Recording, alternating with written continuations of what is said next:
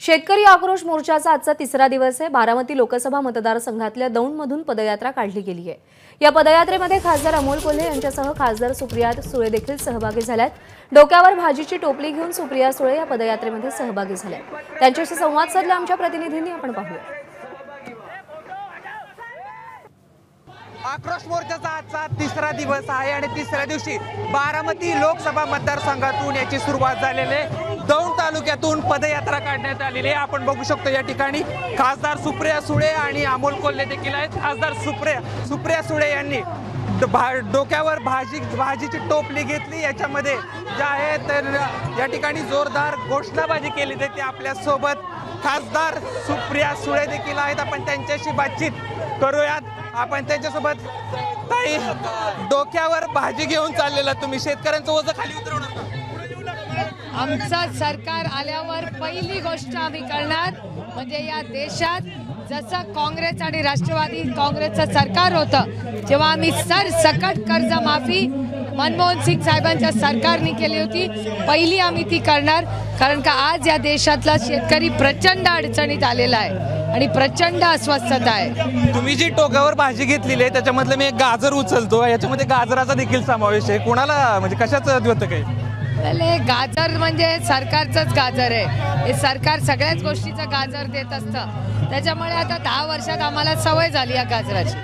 कसं बघता या मोर्चाकडे? साधारणतः शेतकरी आज अडचणीत आहे। शेतीला दुग्ध व्यवसाय म्हणून, शेतीला जोडधंदा म्हणून शेतकरी दुग्ध व्यवसाय करतो, त्याला देखील दर नाहीये।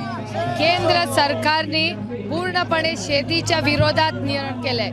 तुम्ही कांदा बघा, दूध बघा, सोयाबीन बघा, इथेनॉल मध्ये पण म्हणजे हे सरकार किती कन्फ्युज्ड आहे। शुक्रवारी पियुष गोयल म्हणाले की आम्ही इथेनॉल वाढवणार आहोत आणि शुक्रवारी म्हणजे 24 पण नाही 22 तासाच्या आत त्यांनी बंदी आणली त्याच्यावर। त्याच्यामुळे पूर्णपणे शेतकऱ्याच्या विरोधात हे सरकार आहे आणि पॉलिसीमध्ये कन्फ्युजन। कांद्याच्या बाबतीत पियुष गोयलांनी जो निर्णय घेतला तो चुकीचा, इथेनॉलचा घेतला चुकीचा, दुधाचा घेतला तर चुकीचा। आणि तुम्हाला आश्चर्य वाटेल पण आज या भारत देशामध्ये फुल फ्लेज ॲग्रिकल्चर शेती मंत्री नाही। जे शेती मंत्री होते ते गेले स्पीकर म्हणून राजस्थानला, त्याच्यामुळे आता ॲडिशनल चार्ज म्हणून दिलेला आहे। पण पहिल्याच असेल या देशाच्या इतिहासात की भारत हा कृषी प्रधान देश आहे आणि अशा देशाला फुल फ्लेज कृषी मंत्री नाही।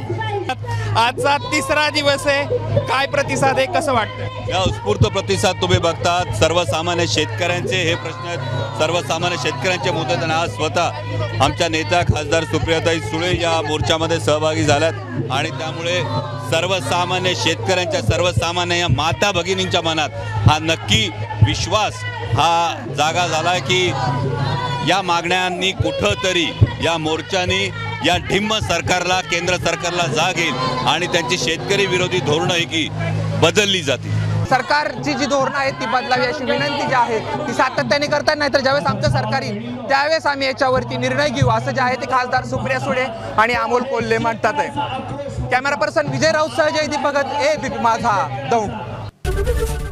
एबीपी माझा, उघडा डोळे बघा नीट।